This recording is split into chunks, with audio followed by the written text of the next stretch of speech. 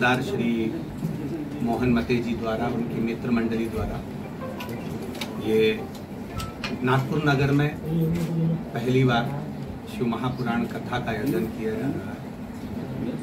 श्री मोहन मते जी आमदार जी, जो कि सनातन धर्म के प्रति हमेशा जागृत रहे हैं, और आज भी जो शिव महापुराण की कथा का जो आयोजन रखा है वो संपूर्ण विश्व के कल्याण हेतु रखा है। केवल एक क्षेत्र के लिए नहीं, संपूर्ण भारत के उत्थान के लिए, कल्याण के लिए रखा है। आप सभी सोशल मीडिया, पत्रकार बंधु, मीडिया से जुड़े हुए आप लोगों ने इस कथा को जनमानस तक, सबके हृदय तक पहुंचाई है। आपको बहुत बहुत साधुवाद है जो इस पवित्र भूमि पर आप लोग रहकर इस संपूर्ण कथा को जनमानस तक भेजें। श्री शिवाय नमस्ते। आप लोगों के कुछ प्रश्न हो तो एक एक करके पोस्ट। महाराज जी, हमारे यहाँ जितने भी देवी देवता हैं, चाहे आप किसी भी देवता का स्मरण करेंगे, प्रत्येक देवता के हाथ में अगर शास्त्र है तो शस्त्र भी है। मूलतः बेटियों के लिए, मूलतः स्त्रियों के लिए, नारियों के लिए स्वयं का बल होना, हमने व्यक्ति को यह भी कहा है, देवी के माध्यम से इसकी प्रेरणा दी है कि स्वयं के लिए, आपको आत्मरक्षा के लिए समय आने पर शस्त्र उठाना जरूरी पड़ सकता है। क्योंकि आज जो छोटी छोटी बेटियों के साथ में या स्त्रियों के साथ में जो कृत्य हो रहा है वो श्रेष्ठ नहीं है। श्री शिवाय नमस्ते। नमस्कार।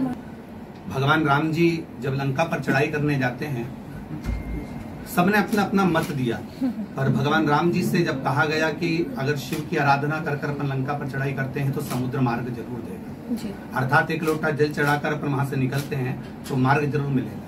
भगवान कृष्ण की 16,108 रानियां थी, पर एक भी रानी से संतान का सुख नहीं था। तब श्री गर्गाचार्य बाबा ने कहा कि आप अगर भगवान कृष्ण का स्मरण, शिव जी का स्मरण करते हैं तो जरूर संतान की प्राप्ति।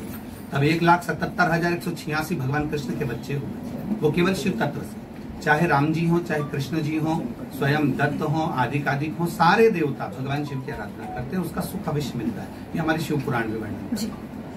तो जनमानस के ऊपर है, जनता जनार्दन है, स्वयं जगन्नाथ का स्वरूप है, और जो वो निर्णय करेगी वो गलत नहीं करेगी। जनता जनार्दन कोई भी निर्णय करती है, या संसार में रहने वाला मनुष्य जो निर्णय करता है वो गलत नहीं करता। तो ये तो उनके ऊपर निर्भर करता है। एक कथाकार का कार्य है कथा करना, वो किसी राजनीतिक पहलू से कथा कभी नहीं करता। उसका मूल उद्देश्य रहता है कि किसी ना किसी रूप में लोग हमारे संस्कृति को, हमारी सभ्यताओं को, हमारे संस्कारों को जाने, तो वही एक कथाकार का काम है। तो ये तो हम नहीं कह सकते कि कौन जीत रहा है या कौन हार रहा है, किसकी सरकार बन रही है या कौन आ रहा है। ये तो बाबा की मर्जी है, बाबा जिसकी सरकार बना दे, शिव कृपा जिस पर हो जाए। जिन मंदिरों पर पूर्व से अगर हमारे शिलालेख हैं, पूर्व से हमारे लेख मिलते हैं या हमारा शास्त्र संबद्ध विधानें मिलती हैं, तो ये जरूरी है कि उनको, उन मंदिरों को छोड़ देना चाहिए। हम किसी पर अपना दबाव नहीं बनाते कि ये चीज हमारी है, हम उसको पहले परखते हैं कि इसमें ये चीज है कि नहीं है। जैसे एक माँ होती है ना, तो जब वो चाय बनाती है तो थोड़ी चाय को चक्कर देख लेती है कि इसमें शक्कर है कि नहीं। उसी तरह मंदिर के लिए कहा जाता है कि ये हमारा है कि नहीं है, या कोई स्थान हमारा है कि नहीं, उसको पहले चेक करा जाता है, देखा जाता है। जैसे आज के समय में ज्ञानवापी को देखा जा रहा है, तो ये सब चीजें एक मूल है। तो वो जो है हमारा, वो हमको मिल जाना चाहिए। श्री शिवाय नमस्ते। सनातन धर्म से जुड़ा हुआ है, उसको फायदा मिलेगा, चाहे वो किसी भी पार्टी का हो। मूल है हमारा सनातन धर्म बचना, हमारी बेटियों के लिए रक्षा होना, और एक साधारण सा व्यक्ति जो छोटे से छोटा स्वरूप का है, उसको भी एक उत्थान की ओर जाना है। तो मूल ये नहीं है कि कौन पार्टी बैठेगी, मूल ये है कि हमारा सनातन धर्म किसके हाथ में बच सकता है और किस रूप में। आज तक अपनी व्यासपीठ से ये नहीं कहा कि हिंदू राष्ट्र बनाना, क्योंकि हिंदू राष्ट्र तो पहले से ही है। हमारा भारत है जहाँ एक दूसरे के प्रति दर्द उठता है, जहाँ पर एक दूसरे के प्रति समर्पण का भाव रहता है, आदर का भाव रहता है, सत्कार का भाव रहता है, तो केवल एक भारत की संस्कृति, भारत की सभ्यता ही दे सकती है। तो हम ये नहीं कह सकते कि हम, ये तो हिंदू राष्ट्र पूर्व से ही है, जहाँ पर मंदिरों में घंटियों की गुंजायमान होती है, जहाँ सनातन धर्म की नित्य चर्चा होती है, रामचरितमानस हो, महाभारत हो, शिव पुराण हो, जहाँ नित्य चलती है, संतों का लेख होता है। तो ये तो हिंदू राष्ट्र पूर्व से ही है। बस ये है कि समय की अवस्था में बच्चों को अपने सनातन धर्म की ओर जोड़ना है। तो ये बात कही जाती है कि हमें हिंदू राष्ट्र बनाना है। हमारे बच्चे कहीं इधर उधर भटके ना, उसको एकाग्र करने के लिए। जैसे कभी कभी माता पिता भी कह देते हैं कि हम तुमको ये देंगे तो उससे तुम्हारा भाव इसमें जागृत हो जाए। तो उसी तरह से हमारे सनातन धर्म के बच्चे हमारे साथ केंद्रित। गुरुजी आपको प्रणाम मेरा। गुरुजी आपको मेरा प्रणाम। मैं सविता कुलकर्णी, नेटवर्क 10 चैनल से। आप ये बताइएगा कि आप बड़े लोगों से क्यों नहीं मिलते? देखिए क्या रीजन है इसके पीछे? श्री शिवाय नमस्तुभ्यम। ऐसा नहीं है हम नहीं मिलते। 7 दिन की अगर कथा रहती है तो पीछे के 3 दिन हम मिलते हैं, और अगर 5 दिन की कथा रहती है तो पीछे के 2 दिन मिलते हैं, जैसे कल और आज। तो जैसे भाव बोले कि हमको मिलना है, तो बिल्कुल आप आइए, जरूर मिलना होगा।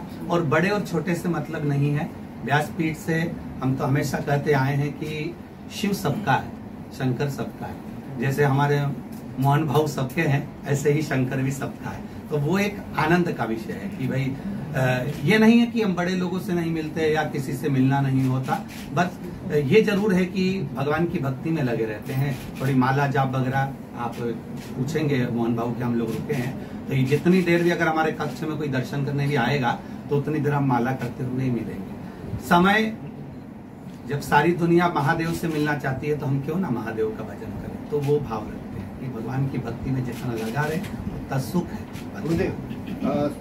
विरोध करने वाले जो बयानबाजी में विरोध कर रहे हैं, हम तो कहते हैं कि जो माता का दूध पिया हुआ होता है ना, वो कभी हमारी रामायण, भागवत गीता या सनातन धर्म पर उंगली नहीं उठाता। जो डब्बा या थैली का दूध पिया होता है ना, वही उंगली उठा सकता है, बाकी का कोई उंगली नहीं उठा सकता। तो ये तो आपके स्तनपान पर आधारित है कि आप किस भाव में कह रहे हो। कोई रामचरितमानस के पन्ने फाड़ रहा है, कोई गीता जी पे उंगली